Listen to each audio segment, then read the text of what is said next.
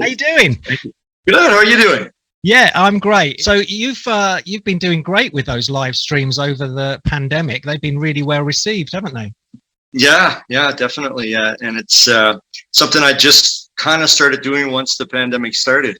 Surprisingly enough, I mean, I know live streaming has been around since forever, but just to do that as the regular thing, and that's the one thing about the pandemic. It actually caused a lot of people to think outside the box or do things differently, or make some kind of change and innovation that they normally, wouldn't have done. And that's one of the things that came out of it for me. The nice thing about doing that is that it's much more intimate than you're used to when you're on tour. It's, big crowds of people. It's very difficult to get, like 10,000 people on a live stream. So it's much more intimate for you, isn't it? It was a small learning curve because I'm so used to having, you're so used to doing your shows with a live audience. So, you knew where to look. I trained myself over the years to do a live show with people in front of me. So when there's nobody in front of you, it's totally different. It's how do you react? It took a little bit, a couple of episodes to work it out, but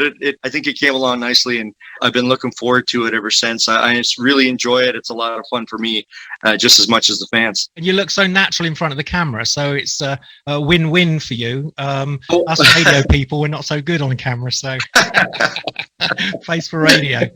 Yeah, right. I'll tell you what you could do, because you've got your wife and your kids with you. You could actually just get them to sit in front of you and be the surrogate audience. That's right. Trying to get them to keep still maybe might be an issue, but.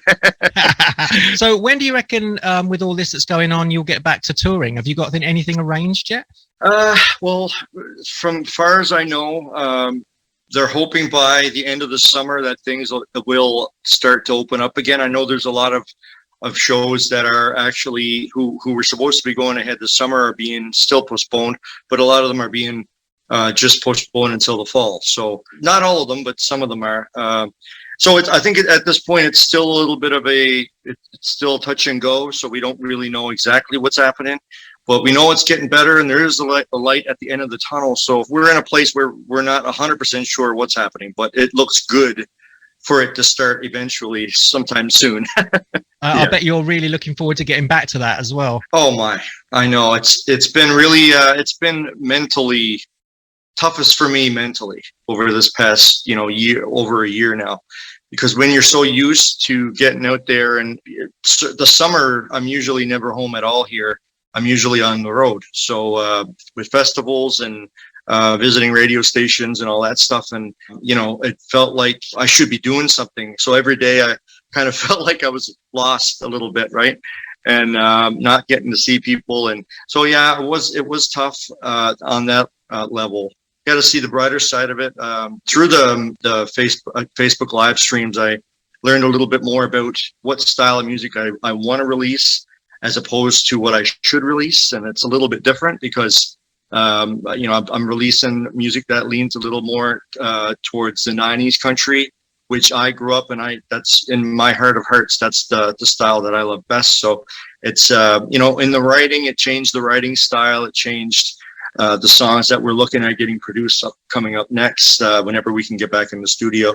And my latest single, A Lot About a Little, which is very 90s sounding, and that's basically why we ended up doing it. Right? Has it been difficult to get the motivation going while you've been in lockdown? I mean, most people would say, okay, it's great because you've got loads of time to write new material and all this kind of stuff, but it's motivation, isn't it? It's hard to just sit down and do it. I think there's a lot of songwriters that can easily just write every day. I used to be in that world where songwriting would seem to be the world that I like to live in more, but as I gravitated more towards an artist and performing, that's the world that I kind of gravitated towards the most. Songwriting now, it's really tough unless I have some type of motivation.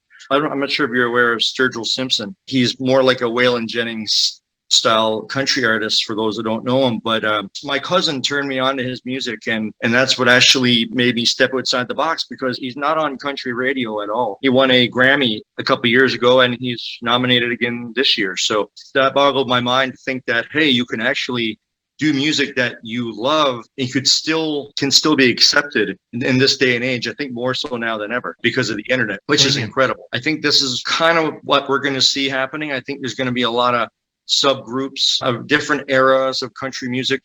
People are going to start to gravitate towards their specific area that they love and release music that has it's not exactly a copy of what they love. It's just their rendition of that style of music. And we're entering a pretty cool time for country music again, for sure. I see Canadian country music is similar to UK country music. In the US, country music is like mainstream. It's the main focus of music there.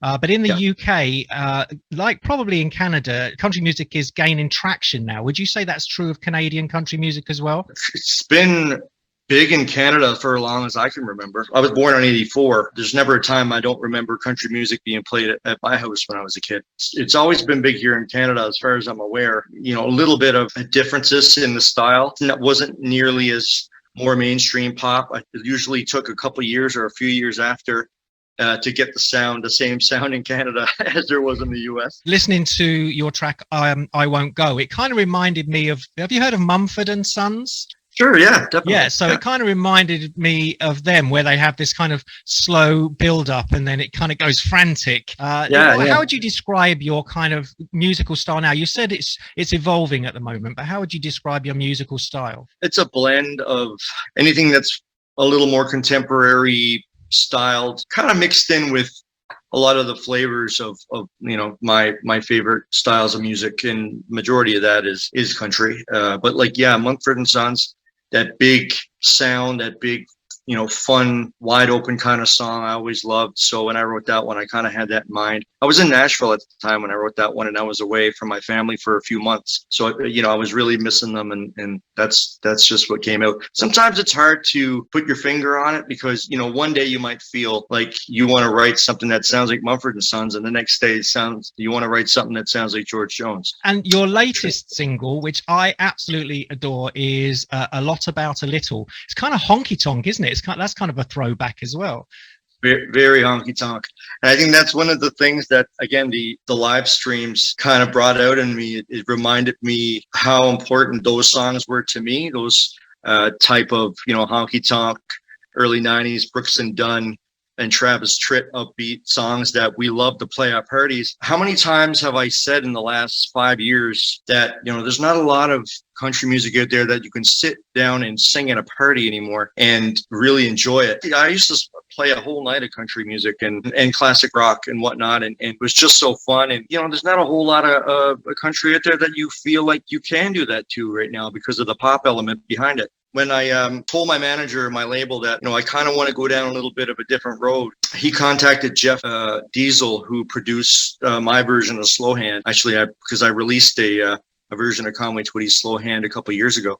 And that one did well in streaming online, and a lot of people really gravitated to that one. So we reached back out to Jeff again, and you know, we had a conversation with him, and he was really excited to partnering with me to produce a style of country music that we feel comes more from the heart, and that comes from a place of more genuine place in my life.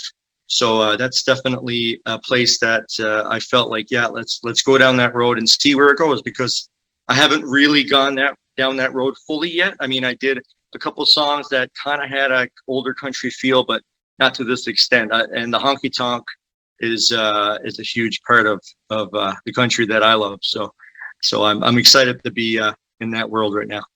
And it's really good. It suits you as well, because you can see, if you look at your YouTube channel, if you look back to some of the earliest YouTube videos that you posted, where you're sitting in front of the camera and you're playing the guitar and it's really stripped back, just you and the acoustic guitar.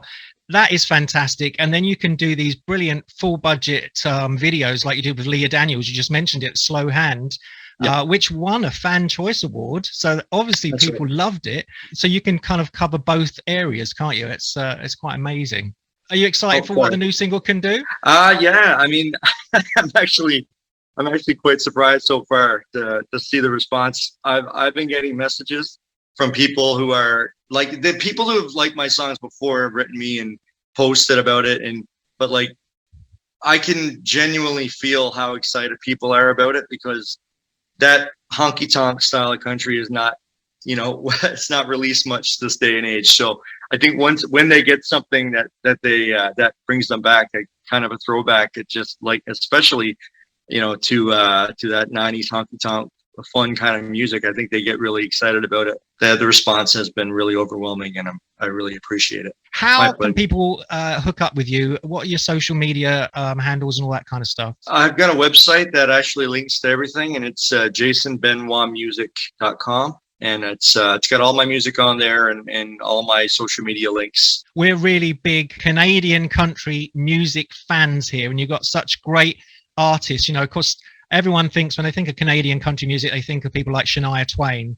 But right now we've got, you know, the Reclaws, we've got Riley Keegan, we've got Tennille Townes, and of course Leah Daniels, who you did the video with. So right. There's such a great amount of Canadian country music, and we're very supportive of it. So thank you so much for making some great music. You're welcome. Thank you so much for the support. I really appreciate it.